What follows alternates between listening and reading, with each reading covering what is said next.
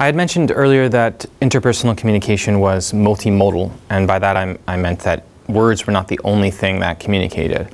Well, touch is perhaps one of the most important other modes of interpersonal communication besides words, and touch is extremely important in the building and maintaining of interpersonal relationships. A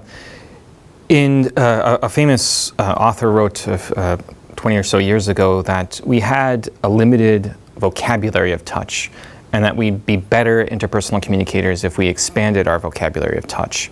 So the first thing to note in interpersonal communication is to try to increase your vocabulary of touch.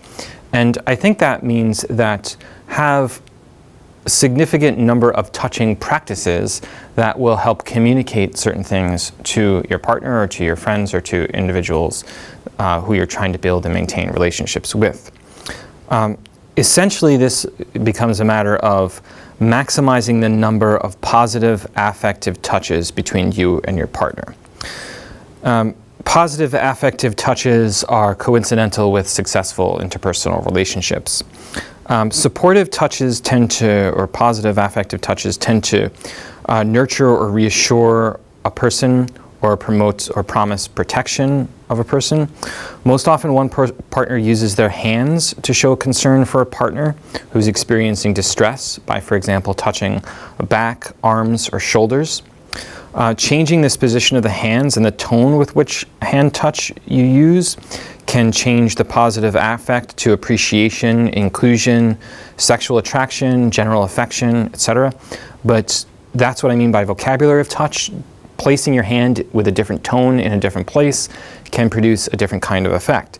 But in general, we're looking to expand our vocabulary of touch and maximize the number of positive affective touches between yourself and your partner. Playful touch is often the best way to create sexual tension, and it can be a form of friendly bonding as well. Controlling touch tries to direct behavior or attitude or a feeling of one partner, and that's generally not a very good thing. It's a way of gaining compliance from one partner. Occasionally, controlling touch can actually amplify sexual attention, but playful touch is much more useful at that sort of thing. So you also want to have a vocabulary of playful touch. Controlling touch is just not supportive and not conducive to equitable interpersonal relationships. It's something that should generally be avoided. Then there's ritualistic touch. Ritualistic touches can promote trust and intimacy between partners, and we should not overlook the effective work of ritual on maintaining relationships. By ritual touches, I mean hugging or kissing or handshakes. I have with my own kids, we each have a special idiosyncratic handshake that we do together. It's a ritualistic touch to promote trust between us. So you can increase your vocabulary of touch by paying attention to those sorts of things. But know in general that a good partner touches frequently.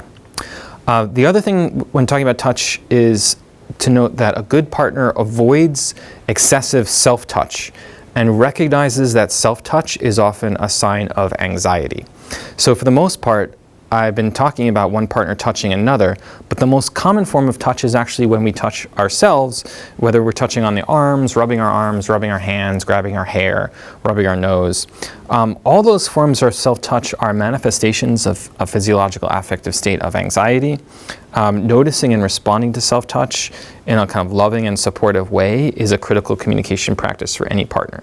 So that means knowing when you're engaged in too much self-touch and recognizing when your partner is engaged in self-touch and how to appropriately respond to that by alleviating the anxiety that comes along with those touching practices. So increase your vocabulary of touch and notice when self-touch and notice how self-touch works and have measures to counteract the kinds of anxiety that attends self-touch. Those are excellent interpersonal communication practices.